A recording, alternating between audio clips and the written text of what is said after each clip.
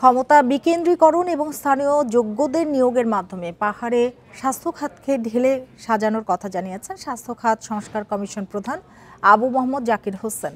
সকালে রাঙ্গামাটিতে মতবিনিময় সভায় কথা বলেন কমিশন প্রধান। তিনি আরও বলেন, পাহাড়ের স্বাস্থ্য খাতকে উন্নত করতে অনেক কাজ করা প্রয়োজন, যেটা আগে কখনো হয়নি। এখানে নানা জটিলতায় নিয়োগ, পদায়ন, অবকাঠামো উন্নয়ন কাজ ব্যাহত হয়। সেগুলো চিহ্নিত করে সরকারকে সুপারিশ করা হবে বলেও জানান তিনি। এর আগে রাঙ্গামাটি জেনারেল হাসপাতাল এবং মেডিকেল কলেজ পরিদর্শন করেন স্বাস্থ্য সংস্কার কমিশন সদস্যরা। পরে বিভিন্ন স্টেক হোল্ডারদের নিয়ে সভা করে কমিশন।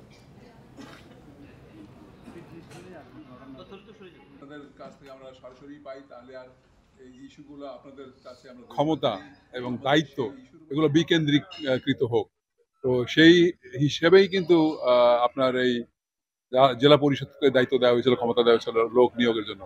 এবং এটা খুব একটা ভালো উদ্যম ছিল তখন, ভালো উদ্যোগ ছিল তখন, যেটা কার্যকরী ছিল। আমরা চেষ্টা করবো আবার সেই অবস্থাকে ফিরিয়ে আনতে।